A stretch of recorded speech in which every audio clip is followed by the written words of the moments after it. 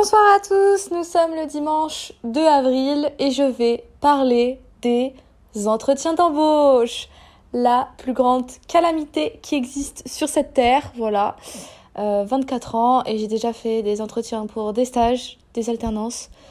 Maintenant, je suis en train de passer des entretiens pour potentiellement un VIE ou un CDD ou un CDI et ça n'a rien à voir. Ce n'est pas du tout la même manière de présenter les entretiens. Enfin, c'est assez différent. Et je vais vous parler un peu de tous ces aspects-là parce qu'ils changent pas mal d'un niveau à un autre. Alors déjà, les entretiens d'embauche, je trouve que déjà quand on arrive dans le système scolaire, on n'est vraiment pas préparé à ça, alors que ça arrive assez tôt. Déjà en France, on peut travailler déjà dès l'âge de 15 ans. Donc déjà, pourquoi à l'école, on nous apprend pas ça, alors que pour le coup, c'est vraiment la base. Et au-delà de ça, du coup, quand tu commences à chercher ton stage de découverte qui a lieu souvent vers la période de troisième quand tu as 14-15 ans et que tu connais personne, en fait, si tu ne connais pas quelqu'un, c'est très très compliqué de candidater quelque part, ou sinon tu vas candidater dans un truc de ta mairie, ou tu vas candidater via le contact de XY, mais va candidater dans une entreprise où tu connais personne. Moi je l'ai fait potentiellement et honnêtement je n'ai eu aucun retour parce que je n'étais pas pistonnée ou autre. Certains me diront oui, en France il n'y a pas besoin de piston. Je suis pas du tout d'accord. Aux États-Unis, c'est assez répandu et en Angleterre aussi. En France, bizarrement, on en a un peu plus honte d'en parler, je trouve. Mais pourtant, c'est quelque chose qui arrive assez régulièrement et assez fréquemment. Donc moi, mon stage de découverte, j'ai réussi à le faire carrément en venant sur place parce que franchement, alors je dirais pas que j'étais désespérée, mais je candidatais à droite et à gauche, personne ne me répondait. Enfin, je me disais, mais attends, mais c'est normal et tout, qu'on me réponde pas. Est-ce qu'il y a un problème sur ma lettre de motivation, sur mon CV? Donc j'avais fait le CV, j'avais fait ma lettre de motivation et il y avait notre prof principal, je m'en rappelle, qui était celui de mathématiques, qui nous avait dit, bon, au fait, sous ce format-là, il faut que ce soit présenté comme ça. Donc j'avais fait un truc vraiment très basique, très général. Et tu vois, j'allais à droite, à gauche, je trouvais rien du tout. J'ai dû me ramener devant certaines boutiques, notamment un fleuriste qui m'a pris. Et il m'avait dit, mais est-ce que tu vas être payé ou pas? Parce que oui, il y a aussi cette question-là. Question au passage qui est un peu, je trouve, une question piège. Parce que quand tu es en stage de découverte, c'est ton premier stage. Donc normalement, t'es pas payé. Mais bon, si le mec il te dit, est-ce que tu veux être payé ou pas? Et que potentiellement, il y a une faisabilité que tu puisses être payé.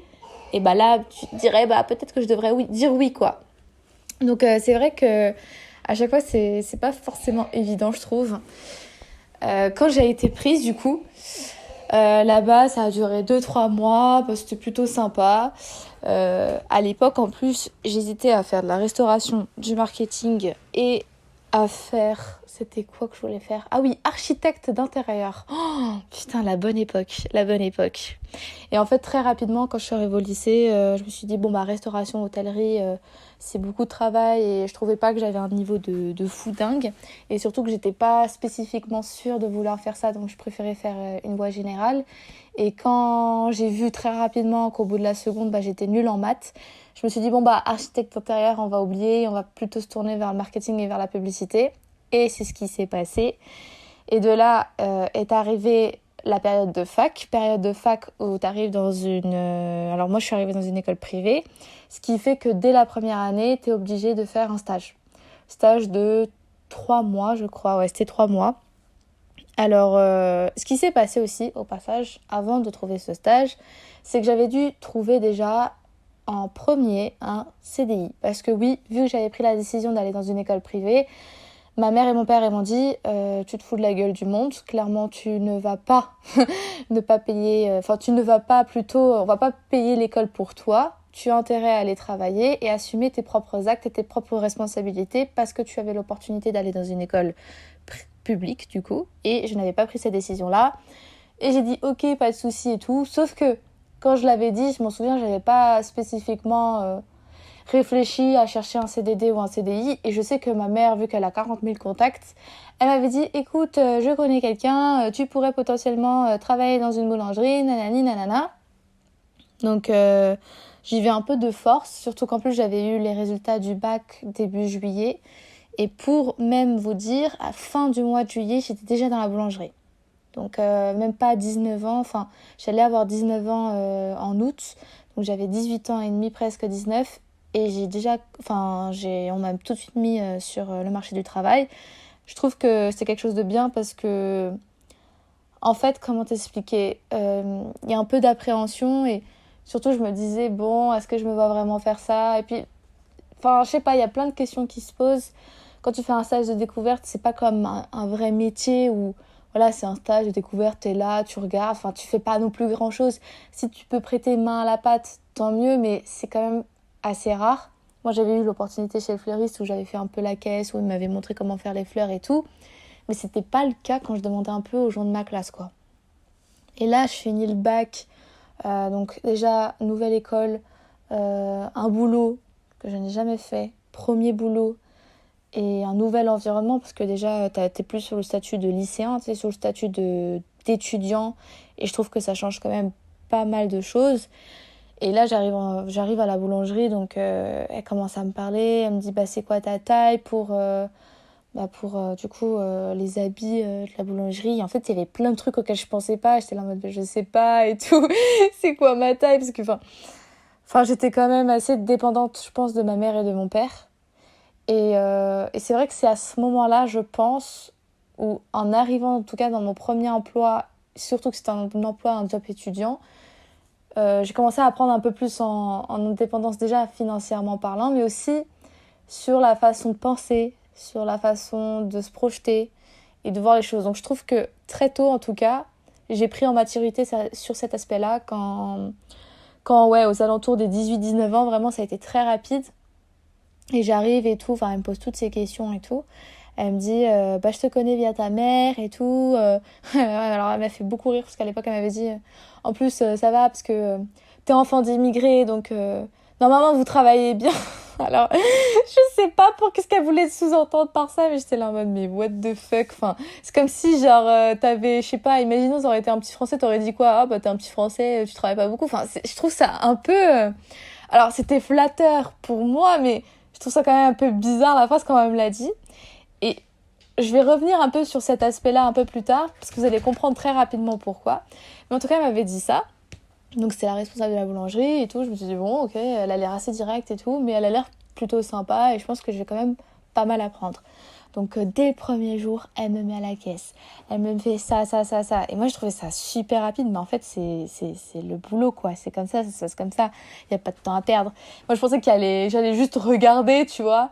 Et qu'une semaine après j'allais faire. Non. Premier jour, tu vas à la caisse, tu te démerdes. En plus, on me demande de faire du thé. Je n'avais jamais fait de thé de ma vie. Donc j'avais mis l'eau chaude et j'avais mis le petit sachet de thé à côté de la tasse à café. Le mec, il me regarde, en plus c'était un anglophone, il me fait mais t'as déjà fait un thé et tout, et en fait je lui explique que c'est mon premier jour et tout. Et du coup il m'a expliqué comment faire un thé, et après j'ai fait ah ok. Et du coup le mec il a dit tiens mais elle est complètement starbée, surtout qu'en plus c'était dingue parce qu'à l'époque, enfin je trouve que j'ai toujours eu un visage qui fait un peu plus jeune que mon âge, et du coup à 18 ans tout le monde me dit mais t'as quel âge et tout, on dirait que t'as 16 ans. Il t'exploite lol. Et alors non, alors j'avais déjà 18 ans. J'allais en avoir 19, donc c'était très drôle en fait cette période-là parce que du coup je me suis retrouvée en fait dans une boulangerie qui était parisienne où je travaillais dans 2 arrondissements différents qui étaient Paris 15 et Paris 7e. Et ce qui se passait, c'est que j'étais amenée à travailler non pas que avec des clients français, j'avais vraiment des clients multiculturels, donc il fallait parler en anglais, il fallait parler espagnol, il fallait parler portugais. Et le truc c'est que je pense que ce boulot m'a beaucoup aidée parce que déjà j'ai pu développer un aspect, on va dire, commercial, un aspect un peu vente, même si commercial, vous allez me dire, j'exagère un peu sur les termes, mais quand même il y a cette partie-là où tu dois vendre ton produit, où tu dois le mettre en avant, où tu dois voir si le client il veut un peu plus ou pas, où tu dois un peu cerner ses goûts et ses envies, tu vois. Donc il y avait vraiment cet aspect-là que déjà j'ai appris sur place, et surtout il y avait un aspect, je pense à l'époque, où c'était comment vous expliquer, où j'étais extrêmement timide, et arriver comme ça devant une caisse, parler en plusieurs langues différentes alors que j'étais timide, c'était le genre de personne, je devenais toute rouge, j'avais pas l'habitude à parler à des inconnus, Parce que clairement, c'est des inconnus, des mecs qui juste, ils ouvrent la porte, ils te disent « je veux une baguette » ou « je veux un pain de chocolat », vous allez vous dire « oh, mais c'est pas grand-chose ». Mais quand t'arrives devant un mec qui est là, il réfléchit « oh, vous me conseillez quoi ?» et tout. Et toi, t'es en mode « mais qu'est-ce que j'en sais ? Est-ce que je peux te conseiller ? Qu'est-ce que j'en sais de tes goûts ? Est-ce que je dors avec toi ? Est-ce que je mange avec toi ? Est-ce que je vis avec toi ? Non. Donc en fait, c'était un job assez particulier et j'avais eu la chance, on va dire, de pas spécifiquement passer un entretien. Enfin, c'était un entretien en réel, mais en fait, ce qu'elle m'avait fait faire, c'était vraiment... elle m'avait posé des questions élémentaires. Elle m'avait dit, est-ce que tu as déjà géré une caisse et tout ? Moi, j'ai dit, bah non. Franchement, l'entretien, il n'a pas duré très longtemps. Et en fait, même pas 5 minutes après, elle m'a dit, bah, je veux te voir à l'œuvre. Est-ce que tu peux rester l'après-midi ? Et du coup, moi, je me suis dit, bah oui. Et c'est comme ça, en fait, que ça a commencé. Et à la fin de la journée, elle m'a dit, bon, bah, je te fais signer un contrat et tout. C'est quoi tes horaires de cours ? Je dis, bah, je sais pas parce que j'ai pas encore commencé mes cours, vu qu'on était en fin juillet. Je dis, bah, tu me diras en septembre. Mais en tout cas, j'aimerais bien que tu travailles pour tout le mois d'août parce que j'ai des salariés qui seront pas là, qui partiront en vacances. Est-ce que tu t'en sens capable ? J'ai dit oui, alors que je m'en sentais pas du tout capable. Et tout s'est très bien passé. Et même pas à la fin du mois d'août, je m'en souviens que je fermais déjà la boulangerie toute seule. Donc je faisais le service toute seule. Et franchement, ça t'apprend énormément sur toi-même et sur aussi du coup ta relation avec les autres. Donc cette expérience, elle a duré 2 ans et je trouve qu'elle est intéressante parce que quand t'es étudiant, que t'as pas beaucoup de thunes, que t'as pas d'expérience, on va dire que pour moi, ça a été une chance, que je sais très bien que si j'aurais candidaté de moi-même un peu à droite et à gauche, bah, j'aurais eu du mal à trouver. Et que c'est un peu aussi grâce à ma mère qui m'a un peu poussée. Mais c'était pas plus mal parce que je pense qu'à l'époque, j'en avais besoin et qu'avec la timidité que j'avais, je n'aurais même pas pu me permettre d'aller... Enfin, clairement, de m'imposer, dire « oh, bah en fait, j'ai envie de travailler ici ». Enfin, ça m'aurait paru bizarre. Je l'avais fait pour clairement le fleuriste. Mais pareil, c'était ma mère qui m'avait conseillé, qui m'avait dit bah vu que tu trouves pas en entreprise, pourquoi tu descends pas en bas et tu demandes pas à droite et à gauche, à la boulangerie, dans ce restaurant, dans le fleuriste et tout, parce que j'étais dans une rue où clairement il y avait beaucoup de commerce. Et c'était comme ça, du coup, j'avais trouvé le stage de découverte. Donc, stage de découverte trouvé. Job d'étudiant trouvé. Le premier stage, du coup, vu que j'étais dans la spécialité marketing publicité, un enfer. Quand tu connais personne, pareil, premier stage, parce que en fait le stage de découverte de 3e, vu qu'il dure même pas, je sais même plus combien de temps il durait, je crois qu'il dure même pas une semaine. Mais bref, vu que c'est pas vraiment une vraie expérience, en fait c'est compliqué de trouver. Donc pareil, ça a été via un autre contact que j'avais. Alors attention, c'était un petit truc, c'était vraiment, je dirais pas un stage d'amateur, mais c'était vraiment un stage où le mec, il voulait créer son association de yoga. C'était en pleine construction. Il fallait partir de A à Z. Et il y avait clairement personne qui était issu du pôle marketing publicité. Donc j'étais la seule. Et mon rôle, c'était clairement être web designer. Donc c'était création de sites internet. Le truc, c'est que moi, mis à part Wix, mis à part WordPress, qui sont des... Comment vous expliquer pour ceux qui ne font pas du marketing, de la publicité. En fait, c'est en quelque sorte des plateformes où tu peux créer ton site internet assez facilement. Mais par exemple, si tu veux créer ton site internet de A à Z sans avoir spécifiquement besoin de template, du coup, et que tu le fais vraiment... En fait, là, pour le coup, tu fais du codage qui est du HTML. Et vraiment, là, c'est un codage qui n'est vraiment pas français, qui n'est même pas non plus mathématique. Le truc, c'est un bordel. Genre, tu comprends rien. Il y a des slash de partout. Il y a des lettres, des chiffres. Enfin, c'est un peu des tirets de partout. Enfin, tu comprends rien. Et moi, vu que j'étais en première année et qu'on m'a jamais appris l'HTML, de toute façon, je savais pas en faire. Donc, je crois que j'avais fait un site internet sur Wix et tout, mais... Je trouve que ce stage-là, j'avais pas vraiment été cadrée parce que je faisais des choses et tout, je leur conseillais et ils me disaient bah c'est pas mal et tout. Mais en fait, comme c'était pas leur spécialité, je trouve pas que ce stage m'a aidée. Il m'a juste permis d'être un peu plus autonome, de proposer des choses, mais sinon le reste, j'avais pas pu... Juste le mec, je m'en souviens, le créateur, il m'avait passé des livres, il m'a dit bon bah si tu vas apprendre à faire un site internet, tu fais ça, mais il m'avait passé des bouquins de genre 500 pages. J'étais là en mode, mais du coup, tu vas pas m'apprendre. Donc, c'était un peu bizarre comme stage, mais bon, enfin... Écoutez, c'était le premier truc que j'avais signé. avec pareil, je m'en souviens, une feuille où demander à mi-temps, à temps plein, tu veux faire combien d'heures. En plus, je travaillais encore à la boulangerie à l'époque, donc le matin, j'étais à la boulangerie et l'après-midi, j'étais en stage. Enfin, c'était des horaires, mais je vous dis même pas. Et du coup, j'avais même pas pu prendre de vacances parce qu'en fait, le restant de l'année, j'étais en cours. Donc, c'était vraiment une période assez spéciale. Et après, du coup, vers mon deuxième, troisième stage, j'ai eu du coup une grosse opportunité. Là, pour le coup, j'ai retravaillé mon CV, retravaillé ma lettre de motivation. Ma lettre de motivation, moi, pour être honnête et pour vous donner des tips, je la mets pas du tout en forme comme tous les autres étudiants. C'est-à-dire, je vais pas dire bonjour, je suis diplômée d'un master, nanana, je recherche, nanana, je suis disponible à partir de nanana. Non. Moi, c'est vraiment bonjour madame, monsieur, si vous m'accordez moins de 1 minute pour vous convaincre de la pertinence de ma candidature. Et là, du coup, j'énumère 3 points. Le premier, je crois que c'est je suis créatif, j'ai le sens de relationnel. Et le troisième, je sais plus c'était quoi, je crois que je sais travailler sous tension, quelque chose comme ça. Bref, et du coup, je détaille. Par exemple, je suis créative, j'ai détaillé, j'ai dit, en effet, j'ai pu mettre en place mettre en place une newsletter dans telle expérience.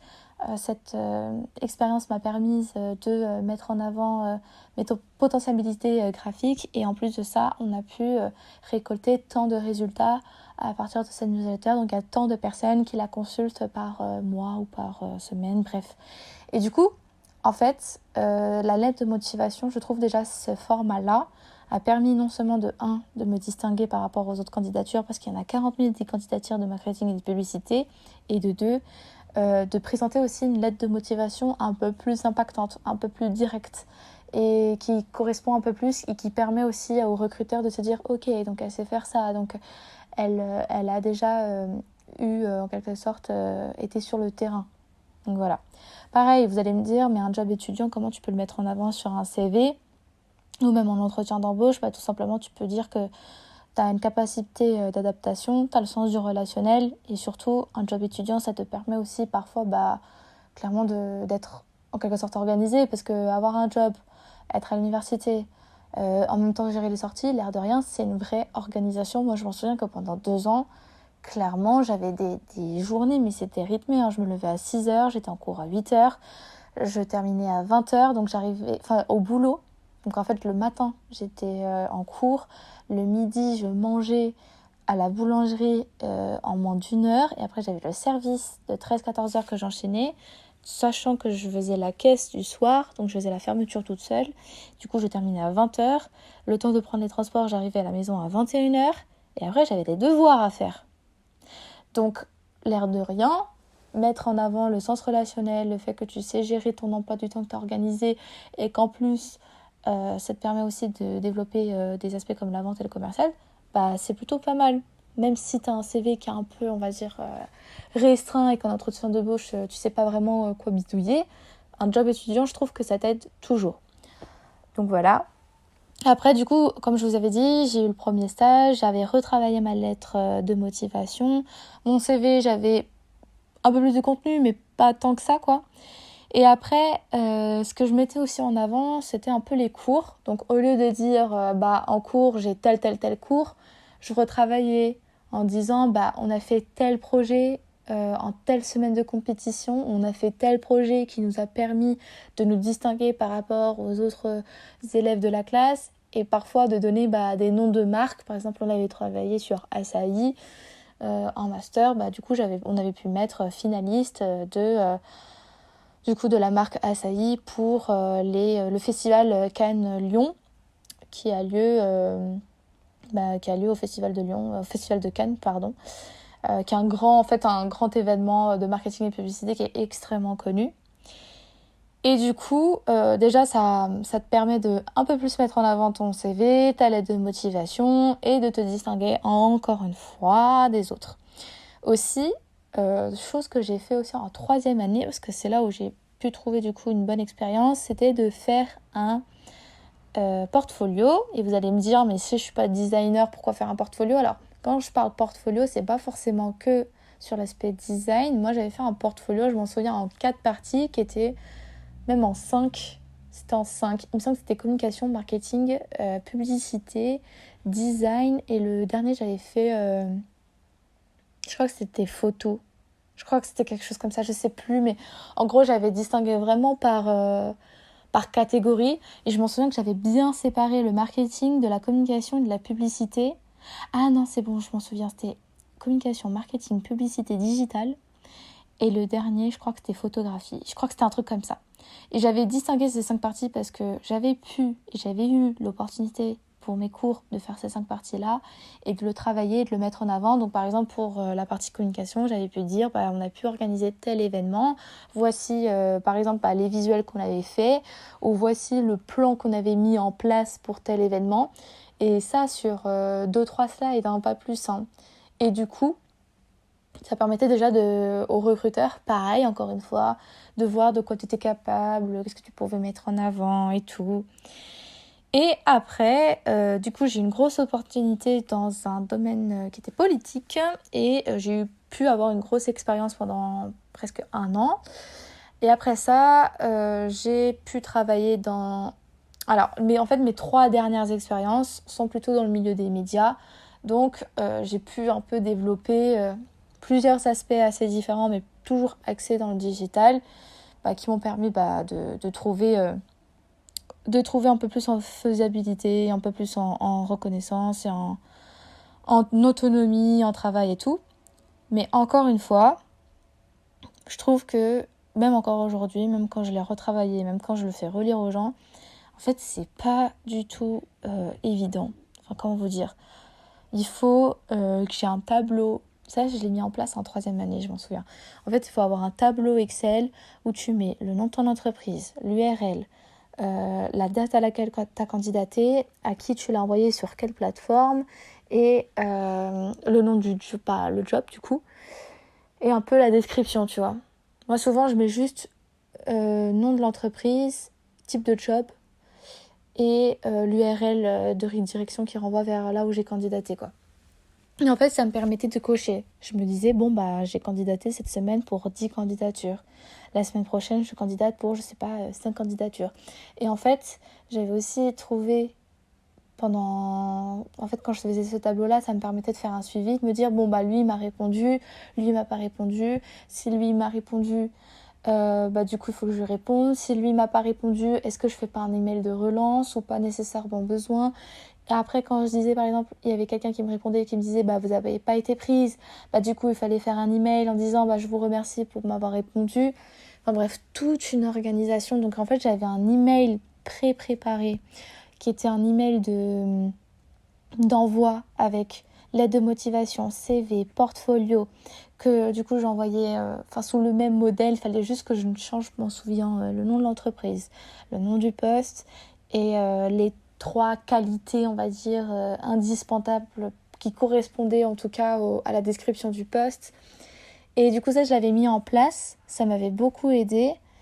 Et du coup déjà en entretien d'embauche, avant, en tout cas 10-15 minutes avant, ça me permettait de revenir sur l'URL, de relire la description, d'être sûre d'avoir bien compris le poste et de savoir aussi quelles sont les questions que je voulais poser en entretien d'embauche. Et en entretien d'embauche, parfois tu as des questions, alors souvent c'est les mêmes, c'est présentez-vous, pourquoi vous avez candidaté sur ce poste, qu'est-ce qui vous intéresse, qu'est-ce qui vous attend. Mais là, depuis que... Alors quand c'était un stage, quand c'était une alternance, ça allait parce que tu pouvais dire un peu ce que tu faisais en cours, tu pouvais détailler, tu pouvais te décrire tes qualités et tes défauts. Mais quand tu arrives sur un poste qui est un peu CDD, VIE ou CDI, là on commence à te poser des questions, notamment sur, sur l'aspect... Alors là, en fait, comment expliquer ? En fait, tu es obligé de t'intéresser un peu plus, de poser un peu plus de questions parce que tu sais que c'est pas un job qui durera 3-6 mois. C'est peut-être un job auquel tu resteras peut-être 1 an, peut-être 2 ans, peut-être 5 ans, enfin qui sait, même un peu plus. Même si aujourd'hui, notre génération, on va dire qu'elle a tendance à pas mal changer de job. Mais voilà, du coup, c'est un peu plus différent. C'est pas la même manière de démarcher, je trouve. Et puis, au-delà de ça, quand tu abordes le sujet de la fourchette salariale, mais oh là là là là là, alors tu sais pas comment l'aborder déjà de 1, tu sais pas si c'est à lui ou si c'est à toi de l'aborder, et quand tu l'abordes, tu sais, il y a un peu une période de gêne en mode, le recruteur est en mode, fait qu'elle ne propose pas beaucoup parce que de toute façon, la go, elle est junior, et de l'autre côté, t'es en mode, te fous pas trop de ma gueule parce que j'ai quand même un Master 5, donc tu vas quand même pas me laisser un salaire de merde. Et en fait, je trouve ça dingue, c'est qu'en France, spécifiquement dans ce pays, je trouve, alors je sais pas si c'est le cas dans les autres, parce que quand je demande un peu du coup à mes cousines qui sont à l'étranger, j'ai pas l'impression que, en tout cas, il y a autant de pression sur les études et sur les jobs, mais je trouve qu'ici les gens ils sont surdiplômés. La vérité, tout le monde, pas tout le monde, mais une grosse partie a un master, et même après un master, le mec ou la meuf, elle va forcément aller 1 an à l'étranger, ou elle va faire un truc humanitaire, enfin bref, elle a un CV de malade, et même comme ça, eh ben, on a du mal, je trouve, à trouver des entretiens d'embauche, on a du mal à se faire appeler, on a du mal à avoir des retours. Nesquette, si tu me dis oui ou non, mais au moins donner un retour, tu vois. Et ça, je trouve que c'est dingue. Et même là, on avait eu une prof qui est passée, du coup, pour nous expliquer un peu comment ça se passait, tous les entretiens d'embauche et comment on devait démarcher pour notre première recherche de CDD et CDI. Et même elle nous disait, mais si vous avez une opportunité dans votre propre entreprise, profitez-en. Aujourd'hui, c'est dur. Il y a l'inflation, il y a la guerre, nanani, nanana. Et t'es là en mode, mais putain, mais... Alors, je dis pas que quand c'était nos parents, c'était plus facile. Mais je pense que t'arrivais, comme il y avait moins de diplômés et peut-être moins cet accès, on va dire, à l'éducation à l'époque, je pense que c'était beaucoup plus simple de trouver un job.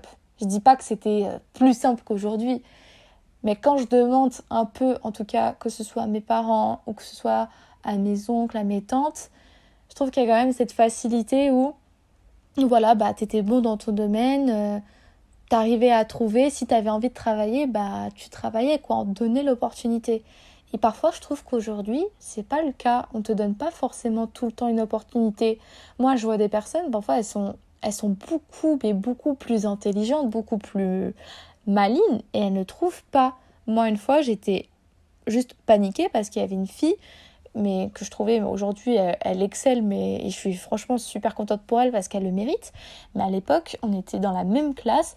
La meuf, elle était spécialisée dans la mode, et en fait, clairement, elle avait un CV de malade. Elle avait pu faire le défilé. Alors je m'y connais pas du tout en mode, donc je vous vois tous arriver en mode, mais la meuf, elle sait même pas de quoi elle parle. Mais bref, elle avait pu faire la Fashion Week de Milan, ça je m'en souviens. Elle m'avait parlé aussi de la Fashion Week à Paris.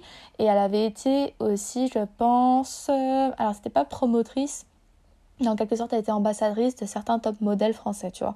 Donc la meuf, elle s'y connaissait, elle avait de l'expertise, elle avait des compétences, et on avait carrément fait passer un entretien, on avait dit « Ah, on est intéressé par votre CV, mais on va pas vous prendre. » Non, mais pour qui vous vous prenez, en fait? Donc c'est pour ça que je vous dis, les entretiens d'embauche, je trouve que c'est quand même assez spécial, parce que pour avoir passé des entretiens en stage, en CDD, en CDI, mais pour un job étudiant, ou pour... quand tu arrives en entreprise, donc vraiment sur, on va dire, un peu plus... plus des emplois, on va dire, plus stables qu'un job étudiant, parce que malheureusement, un job étudiant, bah, souvent, ils en profitent du fait que qu'ils peuvent pas te faire partir, mais que, bon, voilà, ils mettent un peu plus la pression. Je trouve qu'en fait, c'était, comment dire, c'est des visions assez différentes, et l'entretien d'embauche se passe assez différemment. Dans un job étudiant, on te demande plus d'être sur le terrain, et de tout de suite, si tu es motivé, de tout de suite aller vers le client. Quand tu es dans un entretien d'embauche pour une entreprise, notamment dans le secteur du marketing et de la publicité, même si tu prouves que tu sais travailler, ça suffit pas. Je trouve que... Et c'est ça je trouve qui est compliqué, en fait. Je trouve qu'ils sont là en mode ouais, mais vous savez faire ça et tout. Ok, mais du coup, vous êtes disponible quand? Et puis, du coup, c'est quoi ça? En fait, ils sont très... je pense que comme ils ont beaucoup d'offres, et que peut-être il n'y a pas... Enfin, il y a beaucoup de... Non, c'est plutôt le contraire. Il y a moins d'offres et peut-être plus de demandes. Peut-être qu'ils en profitent un peu et qu'ils essayent de prendre un peu ce qui est le mieux sur le marché en fait, et ce qui est totalement normal, parce que imaginons tu as 10 000 candidatures, bah forcément tu vas prendre le meilleur. Donc c'est vrai que c'est assez différent, que c'est une manière de concevoir et de percevoir les choses assez différemment.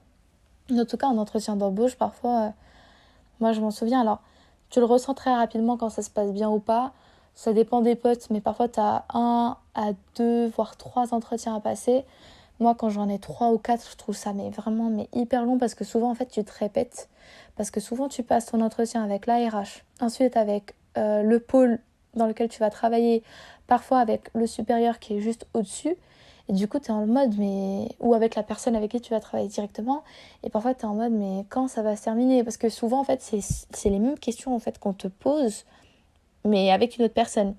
Et souvent, tu as aussi des personnes sur lesquelles tu tombes des gros... Alors, on va pas employer un mot un peu moche, mais voilà, vous avez compris le fond de ma pensée. Mais quand tu tombes sur quelqu'un qui veut essayer de te déstabiliser et qui à la fin en fait finalement te prend, t'es là en mode mais quel était l'intérêt en fait? Quel était l'intérêt pendant tout un entretien d'embauche de te rabaisser pour après finalement dire ah ben en fait on veut de votre CV. Mais tu m'as rabaissé pendant 40 000 questions pendant 1 heure, mais par contre tu me veux. Bah écoute, moi j'ai eu une opportunité dans telle entreprise, elle s'est peut-être mieux comportée avec moi, un entretien d'embauche ça s'est bien passé, bah je vais peut-être prendre cette entreprise-là. Et après elle fait ouais mais bon, on est quand même étonné parce que vu votre expérience, en fait, t'es même pas encore rentré dans l'entreprise, que parfois t'en as elle te rabaisse mais au max. Alors ça m'est pas spécifiquement arrivé, mais j'en ai vu. Enfin, certains étudiants du coup de ma classe et tout vivent ce genre de situation, étaient là en mode mais quel est l'intérêt de faire ça en fait, clairement, mis à part de perdre la personne que vous voulez recruter. Donc je pense que à ce niveau-là j'ai toujours eu de la chance. Après ça me prend toujours beaucoup de temps. Pour un stage ça a dû me prendre 3-4 mois à trouver.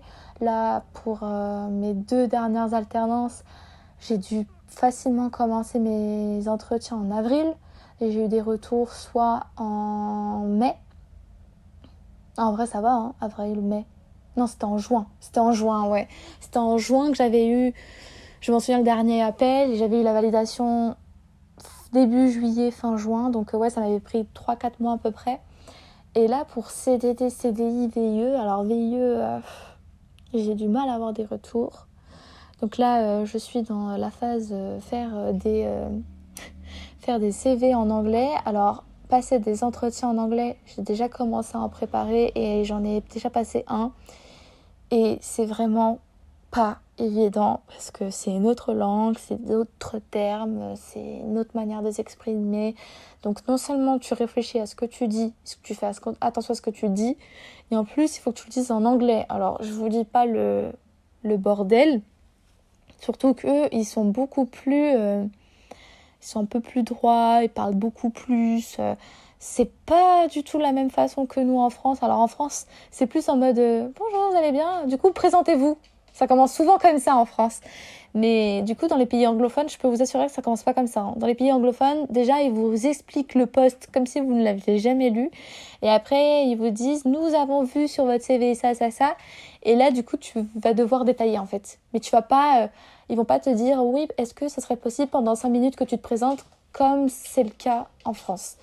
Et puis, au-delà de ça, quand tu passes les entretiens d'embauche, alors pour du coup les CDD, CDI, il y a vraiment un aspect en mode mais vous êtes prêt quand? Parce que oui, une alternance, quand tu candidates, par exemple en avril-mai, tu candidates pour septembre. Mais quand tu candidates pour un CDD ou un CDI, ils te veulent maintenant, genre right now, genre ils sont en mode non mais vous êtes disponible dans une semaine. Et t'es là en mode mais j'ai pas encore fini mon alternance, du coup tu vas te calmer. Mais du coup c'est pas du tout la même façon d'appréhender les choses. Parce que moi j'étais en mode super organisée, en mode bon, j'ai le nom de mon entreprise, j'ai le statut donc CDD ou CDI à tel endroit, j'ai mon URL pour retrouver du coup ma description. Et voilà, le temps de me répondre. Mais le temps de me répondre de quoi? Moi, il y a parfois des entretiens, des CV que j'ai envoyés là récemment un dimanche soir. Je vous jure que le lundi midi, j'ai déjà eu des appels d'entreprise et ça ne m'est jamais arrivé quand c'était, que ce soit pour le stage ou pour une alternance. Jamais ce genre de situation s'est présenté parce que en fait le CDD, CDI, un peu comme je pense le job étudiant, c'est un peu le truc de si t'es dispo maintenant et si t'es motivé, viens. Et si on sent que t'as envie, franchement il n'y a aucun souci. Après, comme je vous le dis, j'ai pas non plus 40 appels parce que dans le secteur du marketing et de la publicité, il y a peu d'offres et beaucoup de demandes et qui aussi en demande d'être surqualifiés, je pense. Donc c'est vrai que c'est une approche assez différente. Et puis au-delà de ça, moi du coup, vu que c'est un CDI, on m'a donné des conseils, on me dit essaie de poser un peu plus de questions sur la RH, pourquoi la dernière personne elle est partie, et qu'est-ce qui t'intéresse, et quels sont les avantages, et quels sont ton salaire. Et t'es là en mode, est-ce que je vais me permettre de proposer un salaire aussi élevé alors que eux, ils vont être en mode non mais t'es junior, c'est bon, c'est pas comme si t'avais 40 000 expériences. Et toi t'es en mode ouais mais bon, si par exemple je veux me payer un appart et tout, enfin faut que j'ai quand même un salaire assez, alors je dirais pas conséquent, mais le minimum salarial quoi, requis. Donc j'avoue que les entretiens d'embauche c'est quand même assez spécial. Je sais pas vous, mais moi en tout cas j'arrive quand même très rapidement à cerner la personne. Et moi il y a eu des fois où j'ai refusé des offres que j'ai eues au dernier moment, mais en fait je sentais que la personne avec qui j'allais travailler directement, soit elle était pas sain, soit je sentais que ça allait pas très bien se passer. Donc j'ai préféré prendre on va dire, des entreprises où je sentais, enfin si vous avez le choix, imaginons que vous vous retrouvez dans une situation où vous avez le choix, en fait j'ai préféré garder la candidature, enfin l'entreprise qui avait été plutôt polie, plutôt cordiale avec moi en entretien et qui en plus de ça je sentais bien l'équipe et l'ambiance, plutôt qu'une entreprise où peut-être je vais gagner un peu plus mais je sens que l'ambiance elle est pas ouf. Donc je pense qu'il y a pas mal d'aspects à prendre en compte quand tu es en CDD, CDI, et quand tu passes ces entretiens, c'est quelque chose forcément à prendre en compte. Et puis au-delà de ça, quand tu as un entretien d'embauche, alors non seulement tu as les gens qui essaient de tester, tu as les gens un peu trop gentils qui te tutoient, tu es là en mode mais on dirait que c'est ma frère ou ma soeur, enfin c'est trop bizarre, genre ils sont en mode un peu trop à l'aise. Du coup tu te dis mais c'est chelou et tout, pourquoi ils se comportent comme ça et tout. Et parfois tu as l'impression que tu parles avec un recruteur et il est là en mode en fait il te confond avec quelqu'un d'autre. Et souvent c'est ce genre de moments un peu malaisants, t'es en mode mais en fait est-ce qu'il voulait vraiment passer l'entretien avec moi, c'est pas avec une autre personne, donc t'oses pas vraiment dire mais bon tu dis quand même, donc, trop bizarre. Le pire c'est quand tu reçois moi j'avais eu un entretien, ça s'était plutôt bien passé et c'était horrible parce que du coup on m'avait appelé en mode oui finalement on pourra pas te prendre en alternance parce qu'on a un problème administratif, on préfère te prendre en stage alterné.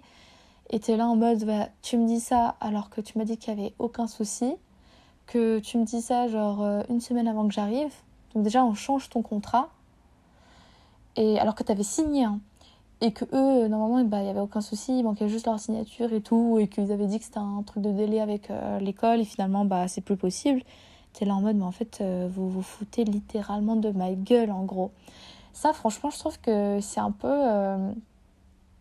peu limite. Quand l'entreprise, elle te dit oui, il n'y a aucun souci qui signe et qu'une semaine avant que tu arrives, ou le jour J où tu arrives, t'as pas d'ordi, t'as pas le matériel, t'as pas ce qu'il te faut, ou tu arrives, on te change ton contrat sans te prévenir, imaginons tu passes imaginons de CDI à CDD, juste prévenez-moi, moi j'ai pas candidaté pour ça. Et pareil, il y a une fille par exemple que j'ai connue dans une entreprise, la meuf elle avait candidaté pour un poste, au bout de 1 ou 2 mois on l'a fait changer de manager. Donc déjà, après c'est pas sa faute à l'ancienne manager, tu vois, il y a pas de souci, mais quand même, il devait savoir dans l'entreprise qu'à un moment donné, la fille, l'alternante, elle allait passer sous une autre personne, sous une autre responsable. Ils l'ont même pas prévenue. Et du coup, la meuf, elle se retrouve à faire un poste qui n'a rien à voir avec le poste initial et qu'en plus, ne lui convient pas et ne lui plaît pas. Et après, en fait, ça m'énerve quand on dit oui, les étudiants, ils ont le choix. Je suis pas d'accord. Parce que oui, nous, on candidate dans des entreprises, mais c'est pas vraiment nous qui choisissons, c'est les entreprises qui nous choisissent. Moi, le nombre de fois où j'ai candidaté dans plusieurs entreprises, j'ai toujours été reprise dans le milieu des médias. Non pas que ce soit mauvais, je dis pas ça. C'est un milieu que j'apprécie et je pense que si j'aurais pas dit oui à la fin, je n'aurais pas continué dans les médias. Mais ce que je veux dire par là, c'est que c'est 50% 50.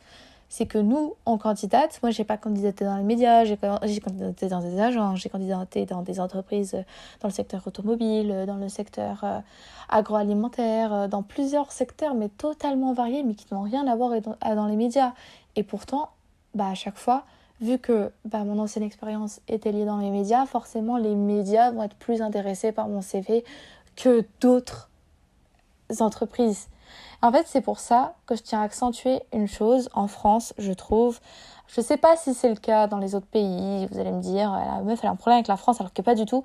Mais je trouve que, je sais pas si c'est la RH, je sais pas si c'est les recruteurs, je sais pas si c'est la France en particulier, mais je trouve que quand on donne ton CV, on a tendance à te donner une étiquette.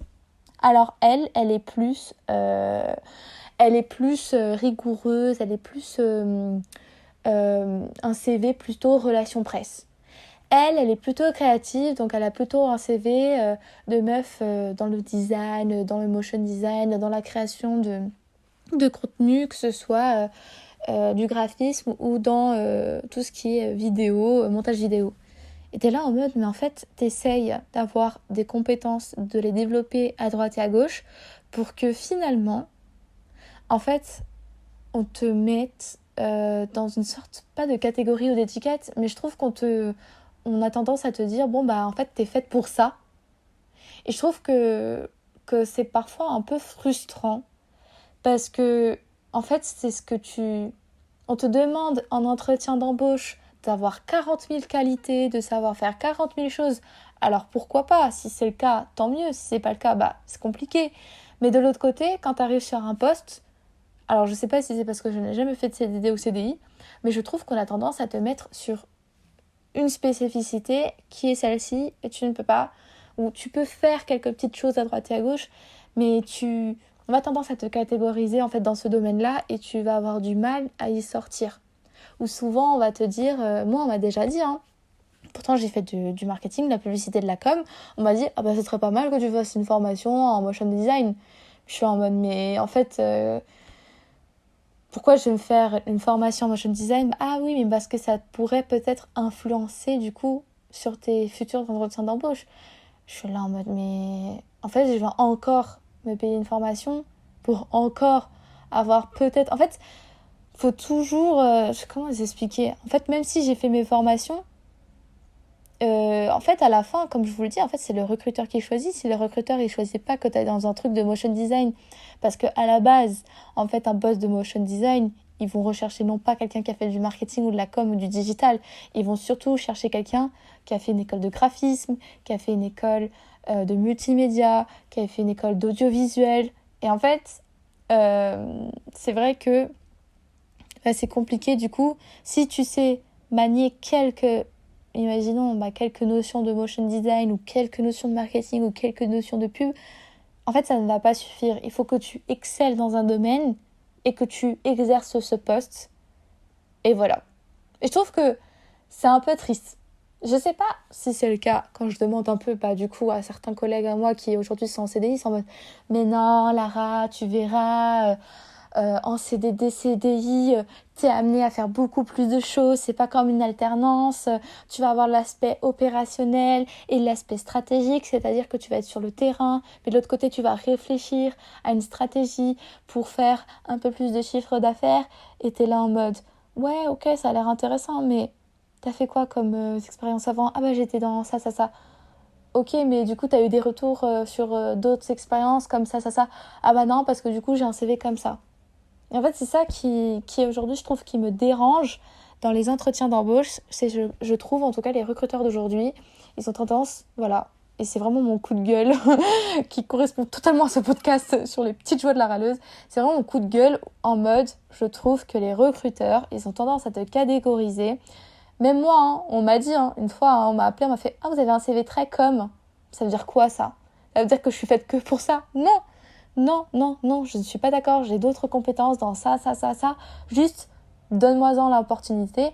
Mais on va pas te donner l'opportunité si t'as pas d'expérience. Mais comment veux-tu que j'ai l'expérience si tu m'en donnes pas l'opportunité? Bref, que de la contradiction H24. Alors, attention, c'est pas du tout une critique envers les recruteurs. Il y a aussi des étudiants qui se bougent pas le cul pour aller travailler. Je dis pas le contraire. Mais je trouve que, en tout cas, c'est compliqué. C'est vraiment compliqué si t'as pas de réseau, si t'as pas de contact, si tu connais pas des gens, si t'as pas eu les bonnes opportunités, si t'es pas arrivé au bon moment. Parce que pour moi, il n'y a pas qu'une question de travail, il n'y a pas une question aussi d'acharnement, il y a aussi une question de chance. Si on te donne l'opportunité et si tu as la chance, bah tant mieux. Mais si ça se présente pas et que si t'as pas l'occasion, bah c'est pas évident. Mais comme je vous le dis, en fait, j'en connais plein des étudiants qui étaient beaucoup plus intelligents, qui étaient beaucoup plus malins, qui avaient beaucoup plus d'expérience et qui n'étaient pas pris dans des entreprises de dingue. Moi, j'ai eu l'opportunité, je trouve, en tout cas, d'avoir des très bonnes expériences. Et pourtant, je suis pas super futée, quoi. En tout cas, je considère pas être la meilleure dans mon domaine. Je trouve que je m'en sors bien et que je suis quelqu'un de très débrouillarde et quelqu'un qui voilà, tu me dis de faire un truc, je le fais. Il y a aucun souci, j'essaie toujours de trouver un aspect un peu positif et créatif dans tout ce que je fais. Mais voilà, je trouve pas être une des personnes qui excelle dans mon domaine. Il y a toujours, je trouve, quelque chose à améliorer. C'est ma perception des choses. Mais en tout cas, les autres, t'es là en mode, que tu passes un entretien d'embauche, t'es là en mode, mais qu'est-ce qu'on attend de toi en fait? Et puis surtout, entre nous, le nombre de candidatures. Mais je vous le dis, hein, le nombre de candidatures là par exemple, mais alors, pas mon avant-dernière expérience, mais par exemple, l'expérience que je réalise et du coup, celle il y a 3 ans, je trouve que par exemple, quand tu regardes la fiche de poste et les missions, je trouve qu'il y a quand même parfois de l'incohérence. Par exemple, quand j'ai regardé ma fiche de poste, je trouve que c'était pas assez détaillé. Et du coup, j'en ai parlé avec ma manager. Je trouve que là, par exemple, ça correspond bien aux missions. Pas totalement détaillé, mais ça correspond un peu plus. Mais je trouve que c'est vraiment très important quand tu as des fiches de poste, que tu la lises bien en long et en large, que tu regardes bien les missions et tout. Mais même quand tu regardes les missions, parfois tu t'attends à quelque chose et en fait, sur place, c'est totalement autre chose. Et moi, ça m'est arrivé sur, pas tous les postes, mais sur un poste en particulier. Et je me suis dit, oula, mais c'est quoi ça? Et en fait, souvent, je trouve que c'est pas de la faute du recruteur spécifiquement, c'est aussi un peu la faute du candidat. Bah, pour le coup, c'était un peu de ma faute, parce que clairement, j'ai pas su, notamment d'entretien, quand c'était avec la RH ou quand c'était avec ma future manager, j'ai pas osé poser les questions nécessaires et creuser un peu plus sur les missions. Mais qu'est-ce que vous entendez par ce sous-entendu? Et est-ce que ça veut dire ça? En fait, on a peur parfois de poser des questions bêtes, mais en fait, il faut oser parce que justement, soit le futur manager avec lequel vous allez travailler, ou la future équipe, ou le recruteur, il se dit, bah, en fait, la personne, elle s'intéresse. Et je trouve ça vraiment important parce que c'est quelque chose que je n'osais pas dans mes premiers entretiens. Je posais vraiment aucune question. J'étais en mode, faites que l'entretien se termine vite parce que j'étais pas à l'aise, parce que je me suis dit, bon, bah, j'ai réussi à parler, tant mieux. Mais en fait, ils attendent de toi que tu creuses, que tu t'intéresses. Et c'est vrai que bah, t'es obligé, en fait, surtout sur des postes où tu te dis c'est du CDD ou c'est du CDI, où tu sais pas quand ton contrat va se terminer, où tu vas être amené à fréquenter des gens pendant un long terme, c'est vraiment important de s'y intéresser. Donc voilà, je pense avoir après râlé sur les recruteurs, les candidats et surtout tout cet aspect-là. J'en ai fini pour aujourd'hui. Du coup, on se retrouve la semaine prochaine pour un futur podcast. Et surtout, chose très importante, parce que je n'en parle jamais en fin de podcast, mais vous pouvez me suivre sur Joie, donc GOIES _de_ la râleuse sur Instagram. Je le dis jamais, je le dis à cette occasion-là et j'en profite parce que j'ai un compte Instagram où je vais mettre régulièrement des posts, pas que sur mes podcasts, mais aussi sur d'autres podcasts de d'autres podcasteurs, podcasteuses qui sont sur les différentes plateformes comme Acast, comme du coup Spotify, bref, toutes les plateformes de podcast qui existent pour non seulement mettre en avant pas mal de termes sur la société, sur des questions que les jeunes se posent et surtout pour mettre en avant aussi des podcasts un peu plus intimistes, un peu plus biographiques que voilà, j'aimerais vous partager. Donc voilà, on se retrouve la semaine prochaine. À très bientôt pour un nouveau sujet.